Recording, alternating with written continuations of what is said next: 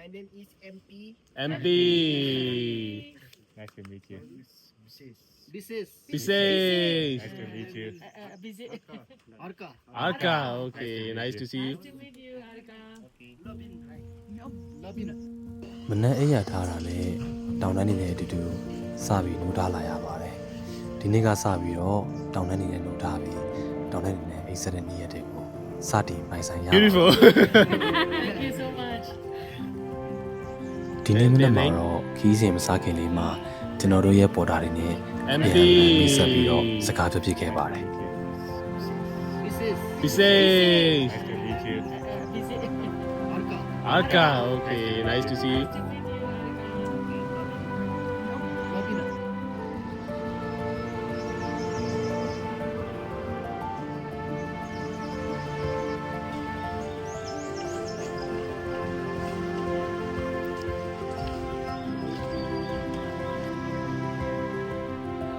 Okay ဒီနေ့ကတော့ second နေ့ပေါ့နော်ဒုတိယမြောက်နေ့ဖြစ်ပါတယ်ကျွန်တော်ဒီနေ့ကအခုလက်ရှိရောက်နေတဲ့ဒီ packing ဆိုတဲ့နေရာအဲ့နေရာနေပြီးတော့လမ်းချေပစားကိုသွားမှာမနေ့ကသွားခဲ့တဲ့အကွာဝင်နဲ့တိတ်မကွာဘူးဒါပေမဲ့ဒီနေ့ကကျွန်တော်တို့ Hillary Village လို့ခေါ်တဲ့နေရာကနေပြီးတော့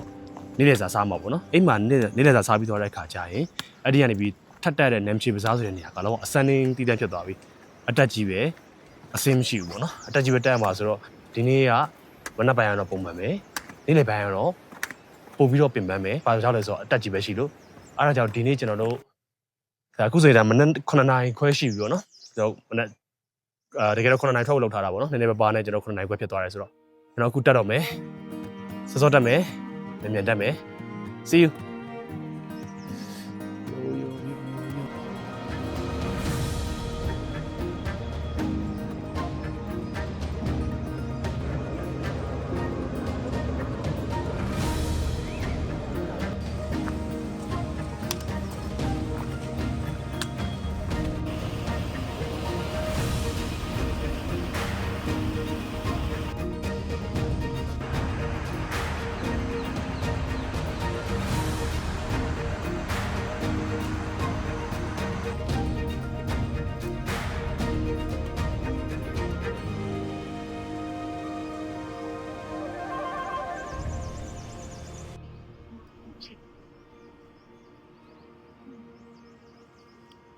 Really try more ပါလား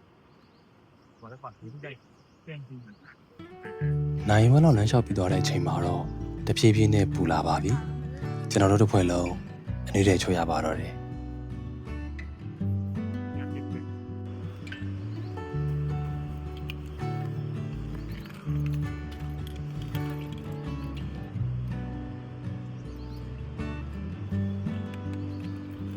ဒါဒီဘက်ကနာပါ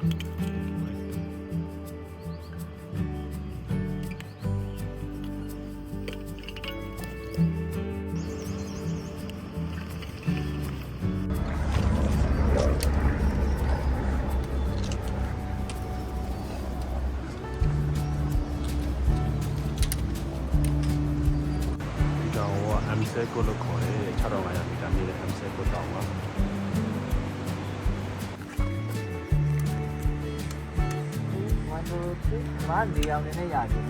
ဒီနေ့ခီးစဉ်လမ်းကြောင်းလေးကတော့ဆိုင်းနေဆိုင်ချင်းလေးရလိုမျိုးမောတော့မောတာပေါ့ဒါပေမဲ့မမောဆိုသလိုပါပဲဘာဖြစ်လို့လဲဆိုတော့လမ်းနဲ့ရှောက်တပုံများများရိုက်နေကြတာမို့လို့ပါ ငါအသွားလေးရိုက်တာလေ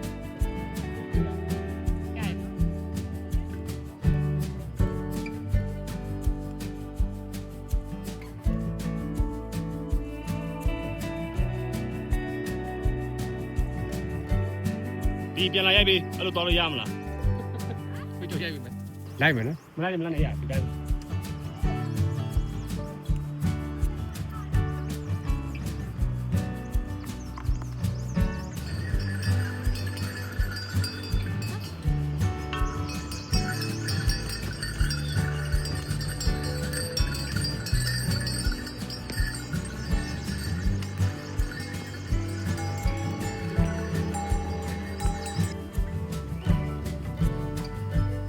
ရင်းနဲ့ပေါ်နေဆက်လိုက်ပါ donkey နဲ့ horse နဲ့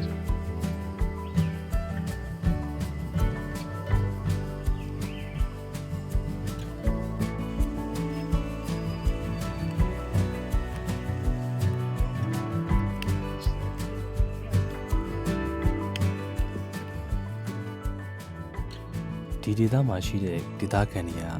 အရန်ပဲကန်ကောင်းကြပါတယ်ခီးသွွားလုပ်ငန်းအရန်ကောင်းမွန်တဲ့အတွက်ကြောင့်ဝို့အိမ်မှာနေရင်ပဲခီးသွွားလုပ်ငန်းနဲ့တစ်ဆင့်ဝင်ငွေတွေရကြပါတယ်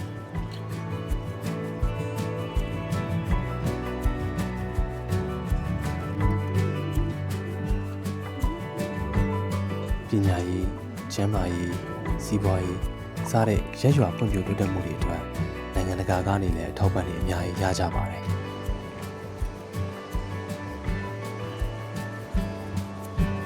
တွေးပေါင်းများစွာနဲ့လမ်းလျှောက်နေရင်ကျွန်တော်တို့မြန်မာပြည်ရဲ့ကချင်ပြည်နယ်ပူတာအိုဒေသမှာလည်း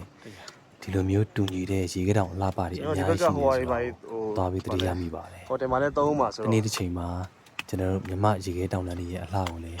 နိုင်ငံတကာခီးသွားတွေလာရောက်ကြည့်ရှုနိုင်ပါစေလို့ဘုံဘုံမရဲ့တူတူလေးခိုးပြီးတော့ဆုတောင်းမိပါတယ် ဒါဆိုအခုဒီကျိုးစရာဖြတ်တဲ့တဲမှာဒါတတိယတော့ကျွန်တော်တင်တဲ့အကောင့်30လောက်ရှိပြီရှောင်နေရတာအများကြီးပဲ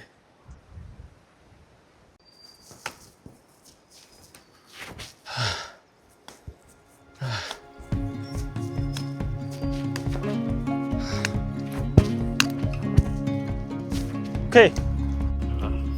Hombi la the god of combo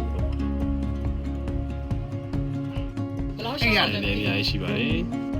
ခုနက ဒီမှာခဏနာရီတော့ပါတော့မယ်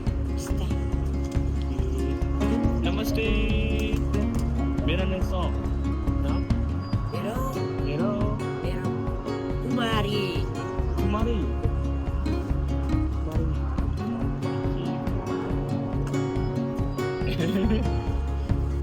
Let's try it. ခဏကိုရက်ဘာတွေပြန်ဖြည့်မယ် Yay yay yay. Rest time. 1.2 kilometer ပြီးတော့ Yay. တော့ပြောင်း တို့ရှောင်းလာတာလားဒီလားနှစ်နာရီရှိပါရဲ့နှစ်နာရီရှိပါရဲ့လားတို့ရှောင်းလာတာရှိပါရဲ့ပို့သွေးအားကြတာပါကြဒီမီတာရဆိုရင်2956မီတာအမြင်ရလေအမြင်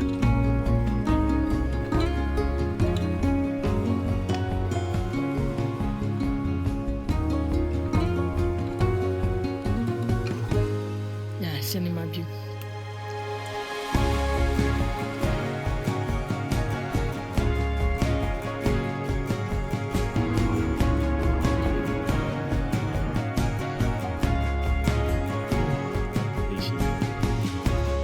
Namaste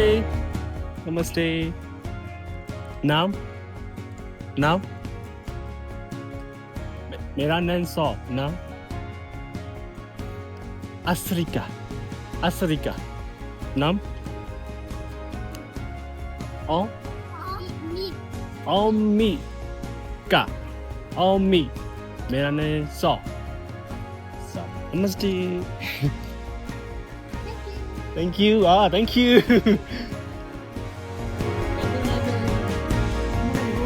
Happy Mama.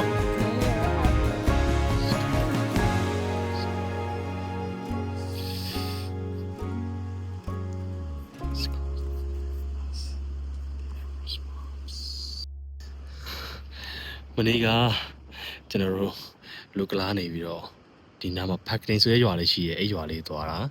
အဲ့ရွာလေးကနေပြီးတော့ကျွန်တော်အခုနမ်ချေပစားဆိုတဲ့နေရာကိုသွားတာ3450မီတာရှိရယ်နမ်ချေပစားရောက်ရင်တော့ကျွန်တော်နောက်ထပ်တစ်ရက်ထပ်နေမယ်ပေါ့နော်ကျွန်တော် acclimatization လို့ခေါ်တဲ့ AMS အတွက်ကိုကျွန်တော်တို့ပြင်ဆင်ဖို့အတွက်ပေါ့နော်အဲ့မှာကျွန်တော်နေမယ်ပြီးသွားရင်တော့အဲ့မှာ2ရက်ပြီးသွားရင်ကျွန်တော်ဒီတိုင်းထပ်ပြီးတက်မှာပေါ့နောက်ဆုံးကျွန်တော် EBC ကဟောဒီမှာရှိရယ်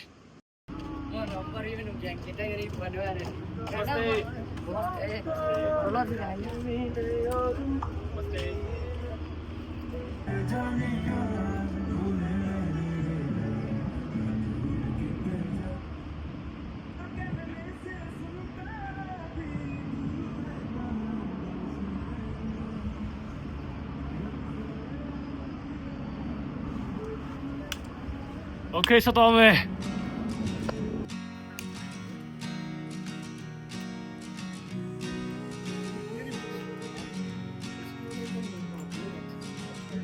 Driving south with the highway lights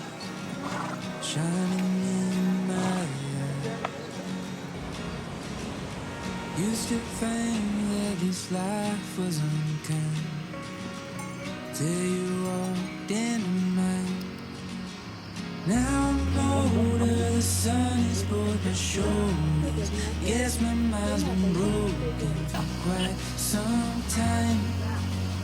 Since I told you I just wanna hold her, 'cause you're my four-leaf clover, felt alive. So need now. It's not the same when you're not around. We walk this common ground. It's in your eyes I am lost but found. အချိန်တခုလမ်းလျှောက်ပြီးသွားတဲ့အခါမှာတော့ကျွန်တော်တို့တစ်ဖွဲ့လုံးအေဗရက်တောင်ကြီးရှိတဲ့စာကာမာတာအမျိုးသားဥယျာဉ်တွေကိုတရားဝင်ရောက်ရှိခဲ့ပါပြီ။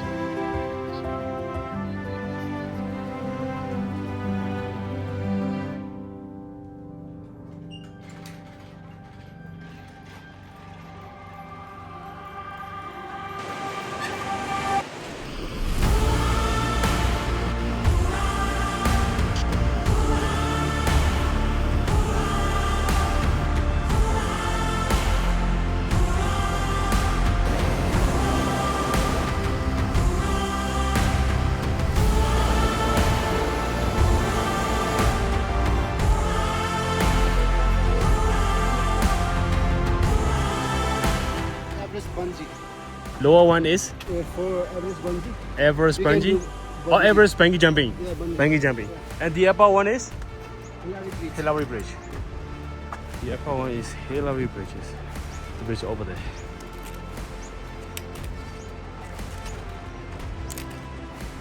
You see people walking. That one. That all Yeah. all the way up to the mountains. Yeah. Then so the Namche Bazaar is behind that mountain. Okay. It will be good experience, I think. ကဲခဏတော့ guide ကတော့ဟိုဘက်တောင်ထိပ်ကို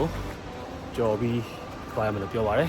အဲတော့ကျွန်တော်မော်လမနှစ်ယောက်တော့ဒီမှာကျွန်တော်မလေးကျွန်တော်တော့ရှောက်နေသေးပါပဲဘာပြောချင် ပါပဲ ဒီစီးပဲမလား အေးဆိုရှောင်းနေသေးပါ ရှောက်နေသေးပါဒီစီးပဲတောင်ထိပ်ရောက်မှတွေ့ဟိုဘက်ရွာရောက်မှတွေ့ကျွန်တော်ကဒီရန်အေးနာစစ်တဲ့ချင်းရှိဘယ်လိုနာစီကျွန်တော် guide ပြောတော့ကြားမလဲကြည့်ပါပဲကျွန်တော်တို့ဟိုတောင်ရဲ့ဟိုဘက်တွေကိုကျွန်တော်တက်ပြီးသွားမှာခမကြီးတွေကြည့်မယ်ဆိုတော့ဓာတ်2စင်းမြင်ရတယ်ကျိုးဓာတ်2စင်းမြင်ရတယ်အောက်ကကျိုးဓာတ်ကြတော့ဘိုင်းကြီးချမ်းမင်းလို့ပေါ့နော်ဘိုင်းကြီးချမ်းမင်းဆိုတာဓာတ်ဘောကနေ6လောက်မှကြည့်ချင်ခုံချတာဟုတ်အခုကျွန်တော်ဒီတောင်လျှောက်ကဒီချောင်းကြီးရဲ့ကျိုးဓာတ်ရဲ့အဲ့ဒီဓာတ်ရဲ့အပေါ်မှာက Hillary Bridge ဆိုပြီးတော့ရှိတယ်အဲ့ Hillary Bridge ကနေနောက်ပိုင်းကျွန်တော်အတက်ကြီးပဲ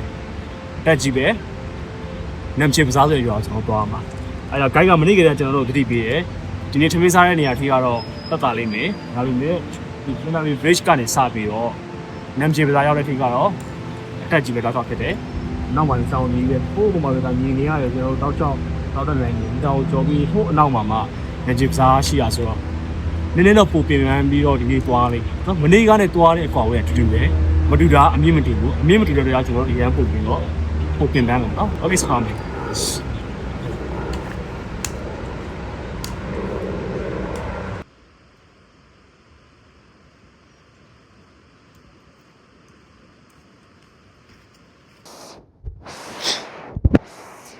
Okay.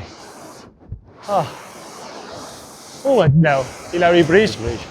Hillary Bridge အပေါ်ကနေပြီးတော့ news တွေဖြတ်နေတာ။တောက်ကြောက်တက်ဆိုတော့ကျွန်တော်ဖွဲ့ရတူတော့မှဖြည်းဖြည်းချင်းလာပြီးတက်နေကြတာ။ကိုလေးနဲ့ Hillary Bridge ဖြစ်ပါတယ်။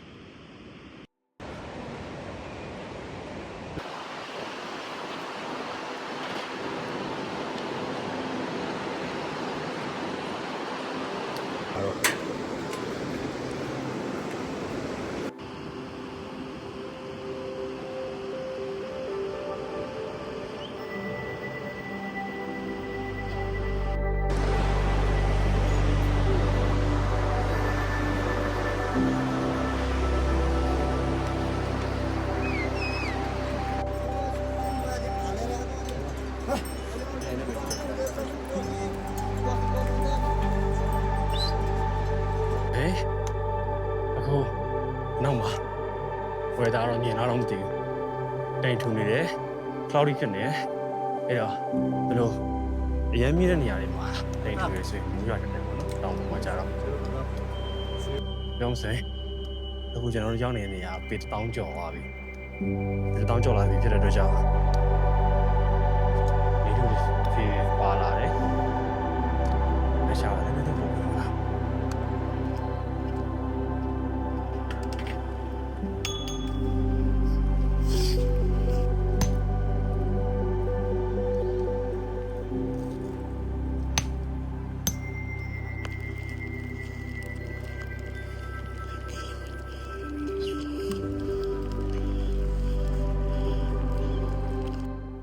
နမ်ချီရွာကိုသွားတဲ့လမ်းကအရန်မတ်ပြီးလေကတိတွေများတဲ့အတွက်ကြောင့်အစင်လမ်းမှာဒီလမ်းကိုမဆင်းနိုင်တဲ့သူတွေကမြင်းနေနဲ့ဆင်းကြပါတယ် မို့ဒီကော်ရီသူတို့အဲ့လိုစီးတော့ရှက်လို့နေမှာမျက်နှာဖောက်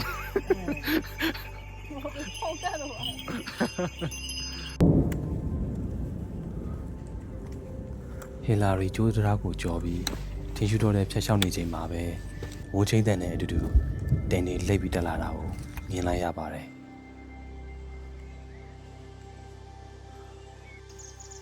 တေချာတာတခုကတော့မကြခင်မှာမိုးရွာပါတော့မယ်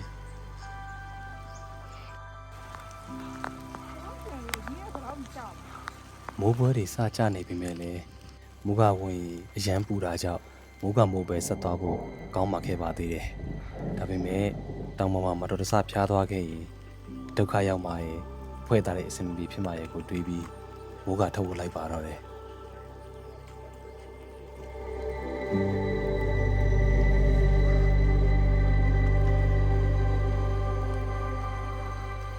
ပေတတောင်းပေါ်မှာရွာလိုက်တဲ့မိုးကြောင့်ရာသီဥတုကပိုပြီးအေးလာပါတယ်လက်ဖြားတွေတောက်ပြီးခဲလာပါတယ်အခုချိန်မှာဖြစ်ချင်ဆုံးဆန္ဒတစ်ခုကတော့နမ်ချီရွာကိုအမြန်ဆုံးရောက်ချင်ပါတယ်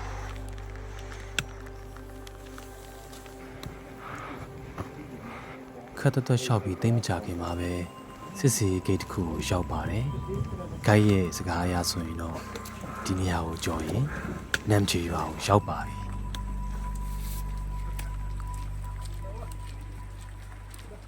အဲ့တော့လွန်ခဲ့တဲ့10စက္ကန့်ကအဲ့မှာနမ်ချီပစားအောင်မြင်ရတယ်အခုကြည့်ရောဘာမှမမြင်ရတော့ဟိုးထိတ်မှာတေးလေး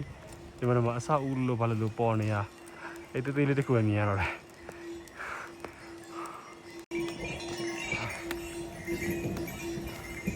ထုံးစံတိုင်းပါပဲတို့မြင်နေတော့ရှောင်းသွားတယ်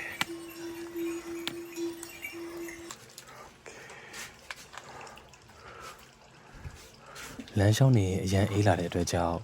ရွာဝင်မှာချောကလက်လေးဝယ်ဘိုက်ကလေးဖြည့်ပြီးတော့ရိတ်ခါဖြည့်လိုက်ပါတယ် ဆောင်းရလာတယ်ခုနကတော့လွန်ခဲ့တဲ့စက္ကန့်20ကလောကမြူဖုံးနေတဲ့နေရာအခုအနောက်မှာကြည့်လိုက်တော့ရှယ်ဘာ time list မှမရိုက်ထားဘူးနော်တင်ပြီးတော့ကြည့်လိုက်ဟိုရှယ်လာတာပတ်လက်တောင်းနေလေလဲ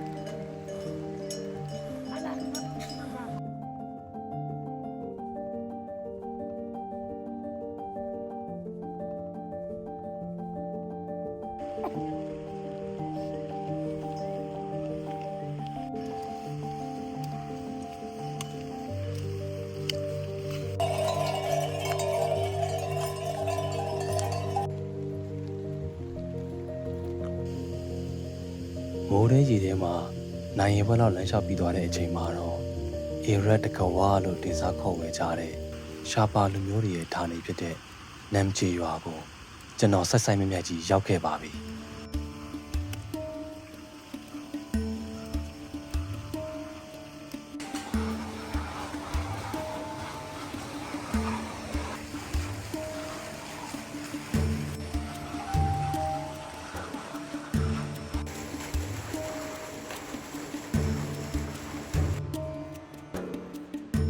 တကူလုံးရွှဲဆူအောင်အေးနေတဲ့အတွက်ရွာရဲ့အလောက်တော့မခံစားနိုင်ပဲအိတ်ဖို့ဒီဟော့စ်ကိုအရင်ဆုံးပြေးပြီးရှာရပါတယ်ဒီဟော့စ်ကိုအရင်ရောက်တဲ့တငယ်ချင်းတွေကတော့အနားယူပြီးအေးဆေးတာယာနေကြပါပြီ ကိုရ ရောက်တဲ့အချိန်မှာကိုယ့်ရဲ့ကြွေရောက်နေတဲ့တောင်တဲ့ဖော်တွေကြည့်ပါဟုတ်စင်ကြည့်ပါကြွေရောက်နေတဲ့တောင်တဲ့ဖော်တွေမျိုးစင်မိမတွေမှာဖုန်းပြောနေရမှာကြည့်လေ အဲ့ရေလေးချိုးပြီးသားပြီခေါင်းလေးချိုးပြီးသားပြီ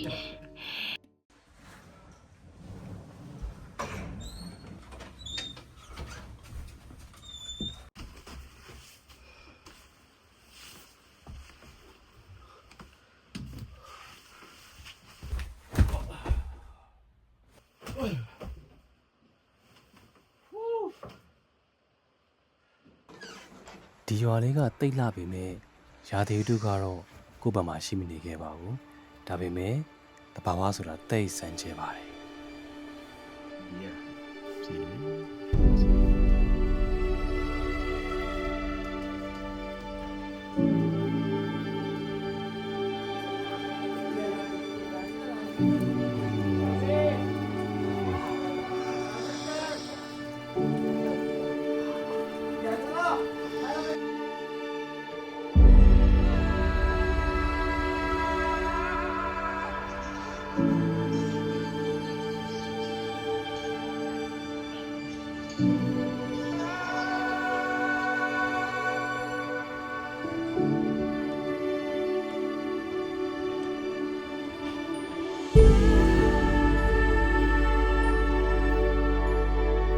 Thank you.